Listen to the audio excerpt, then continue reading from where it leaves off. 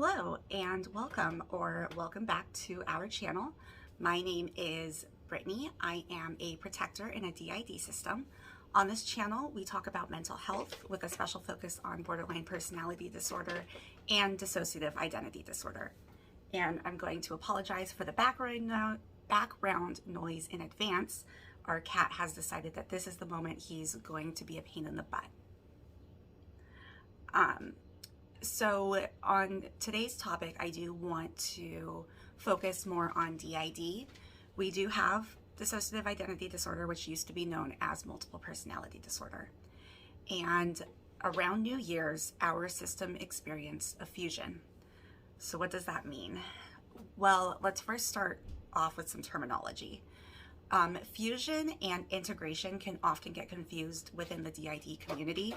Some people will talk about integration as if it is fusion.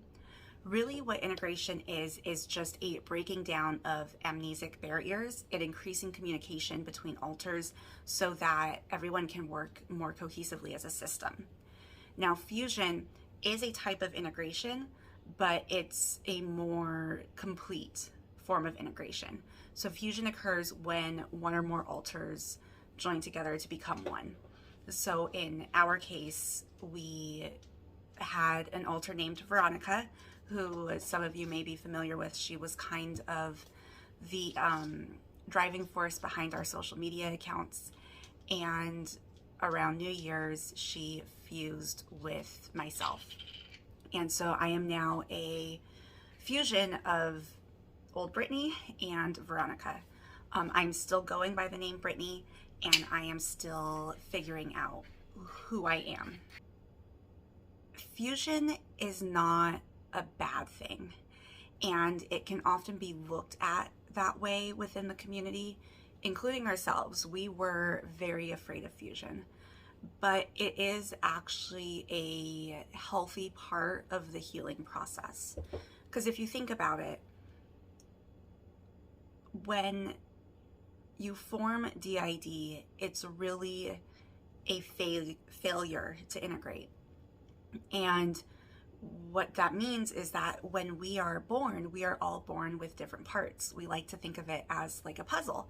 We all have these pieces to our puzzle. Now, during normal childhood development, those pieces come together to form a complete puzzle, and you have a fully integrated child. In DID, something happens to keep those puzzle pieces from coming together. And so you fail to become a complete puzzle or fail to integrate.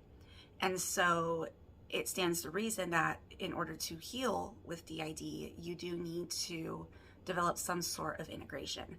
It doesn't have to look like fusion. And our goal still is not final fusion, which is when all alters come together to make one whole person. We are striving for functional multiplicity, in which case we would still all be our own separate parts, but we would be able to work together to lead a productive life. However, now that we've experienced this fusion, we're no longer afraid of final fusion. It's not what we're striving for, but the fear isn't there anymore. And what it looks like is, if you think of the puzzle pieces again, let's say like you have a puzzle of a bunch of different animals in a group together, right? And you have one piece of the puzzle and you've got like the dog's face over here, and another piece of the puzzle you have the cat's face over here. Now, for whatever reason, you're not able to join those two different groups of puzzle pieces together, and that's what keeps them separate. Integration is when you have, you've got the dog's face, the cat's face, maybe you have a raccoon's face and a bird's face, and you're able to see all of them, and you're starting to be able to see what the puzzle will look like when it's complete, but you're still not able to connect all the pieces together. With fusion, what happens is you're finally able to get those groupings together. And so if the dog and the raccoon are supposed to be next to each other, you're able to find the pieces to join the two groupings. And that then, even though the dog and the raccoon are still there, they're now forming a more cohesive picture. And that's what it kind of looks like with our fusion. Veronica is still here. She's just a part of me now. And in our system, the fusion was a little interesting in that it affected myself, Jessica, and Shell. And the way that we realized the fusion had taken place, it happened slowly. It happened probably over the course of a week, we think. And Jessica was out, and she was realizing that she was feeling a little different. She wasn't feeling quite like herself. And I think that she did kind of a little check-in with Shell, and Shell was also feeling a little bit different. And then they both realized, wait a minute, where's Veronica? And that's when I realized, oh, I was Veronica, but I was also still Brittany. And it was a very challenging week for us. The system definitely mourned the loss of Veronica as her own alter. And we had to take some time to get used to her absence. And for Jessica, it was getting used to, she developed a little bit more empathy, which Jessica's not used to. And then for Shell, she's now been able to focus at work a lot more, and she is feeling a lot more confident in herself. And these are things that she wasn't able to experience before Veronica fused. As for myself, I'm still trying to figure out what it looks like for me. I am not taking on the role that Veronica had. And in fact, we believe that the reason that she fused is because the role that she had is no longer needed in our system. And we could actually see that that was beginning to be the case because her role was starting to transition. She was our sexual protector, and as her role was less needed, she began to transition into more of an external caretaker role. Now we are going to have to figure out what that role is going to look like. I was, before the fusion happened, starting to help Veronica with some of the external chores. Unlike Veronica, I don't enjoy that.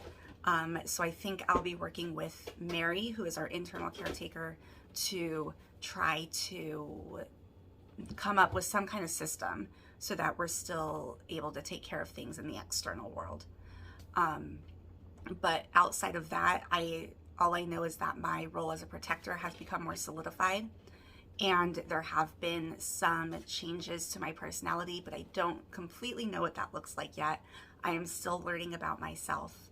And I didn't necessarily get all of Veronica's memories, but I also don't feel the need to. And I think that really supports the idea that you don't have to remember your trauma to heal from it.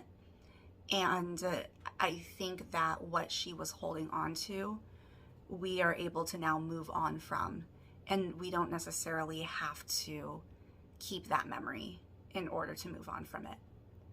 So we will keep you updated as we continue to figure out what this change means for our system.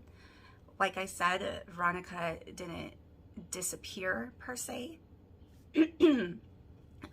She's not, trigger warning here, alters cannot die, so she's not dead. She just is now a part of me. And although that's not something that we are looking for in the future, we're not necessarily wanting more fusions, but we know that if they do happen, that will be okay. And there's a feeling of wholeness that there wasn't previously. Not complete wholeness, obviously, but we feel a little more whole. So hopefully I didn't ramble too much in this video and I made a little bit of sense. If you found this helpful, let us know by giving us a like and letting us know in the comments if you've experienced fusions in your system, or if that's something that you're afraid of, or if you have any questions about what a fusion is like. And also make sure you subscribe and ring the bell to know when we're going to post our next video. Doing all of those things does help our videos reach more people, and we really do want to continue to help people that also have DID. So until next time, take care and stay well.